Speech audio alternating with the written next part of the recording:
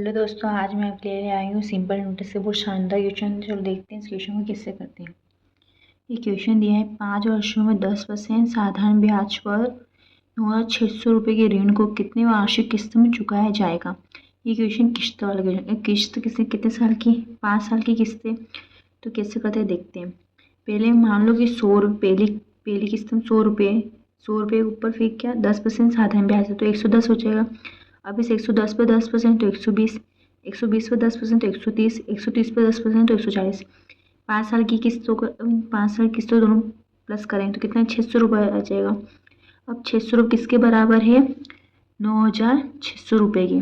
9,600 रुपये बराबर है तो 9,600 के बटे में क्या 600 के परसेंटेज के ऊपर डबल जीरो आ जाएगा को 16 करेंगे तो कितना 1,600 रुपये आ जाएगा। इस क्वेश्चन का आंसर क्या जाएगा?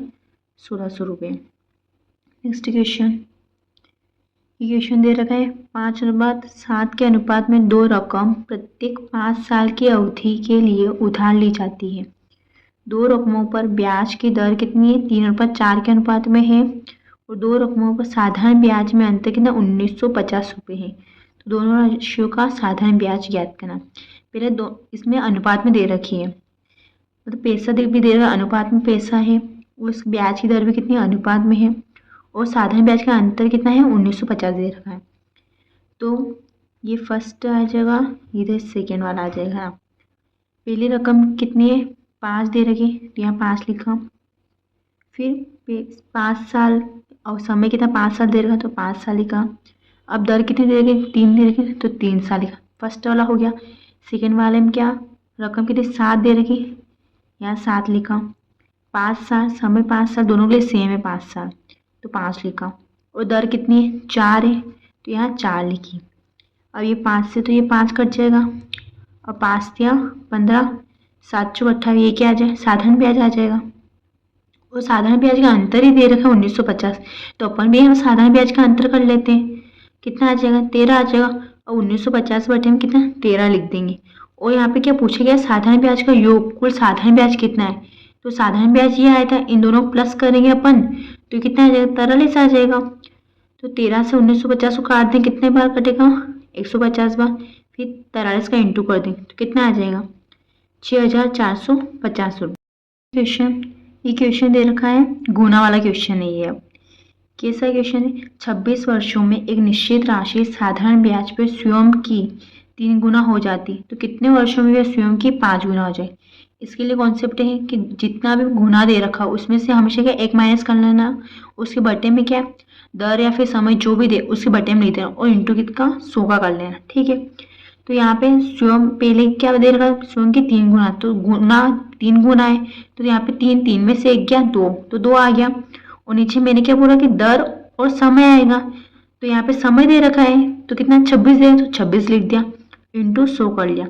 बराबर कर लेंगे क्योंकि उसने वापस पूछा भी है कि स्वयं की 5 गुना वाला बताना, सिर्फ 3 गुना वाला का 100 रुपये वापस 5 गुना का निकालना है। तो यहाँ पे 5, यहाँ पे कैसे 5 में से 1 गया 4 तो यहाँ 4 आ गया और नीचे का समय निकालना है कि कितना गुना हो जाएगी और इंटू 100।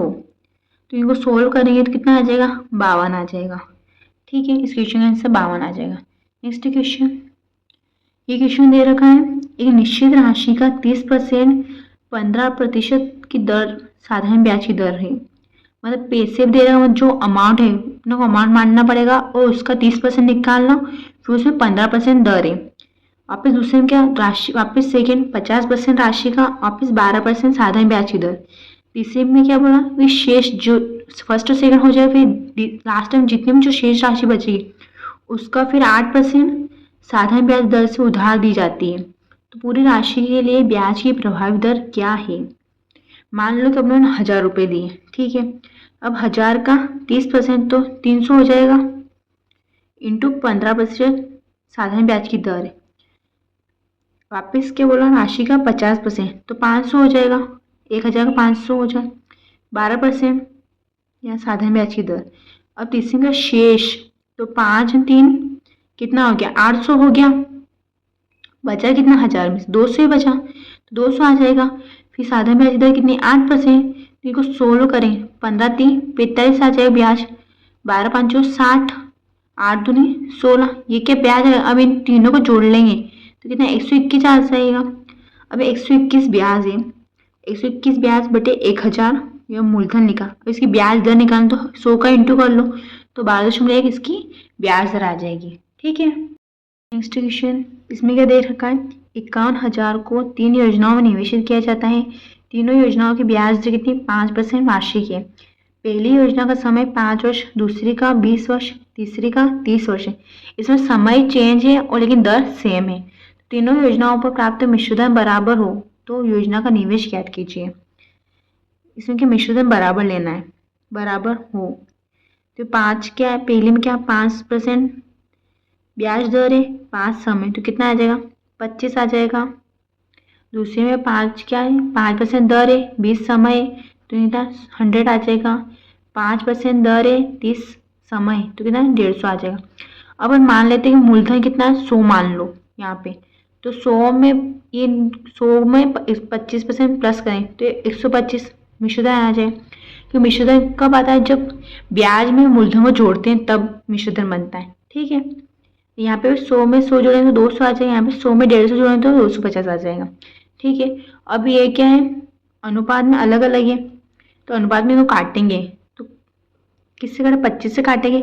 25 5 125, 25 8 200, 25 से कितने 10 बार कट जाएगा ये। ठीक है, अब इन तीनों संख्याओं का क्या अपन एलसीएम ले लेंगे, कितना आ जाएगा 40 आ जाएगा।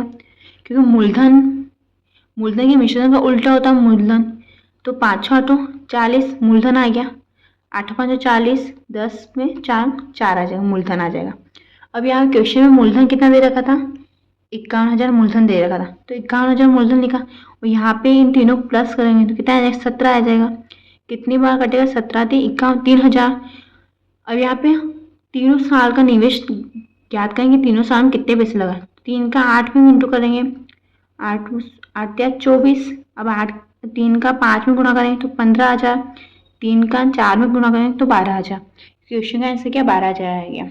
ठीक है, ओके दोस्तों, आपको ये मेरा वीडियो अच्छा लगा हो तो लाइक कमेंट शेयर कीजिए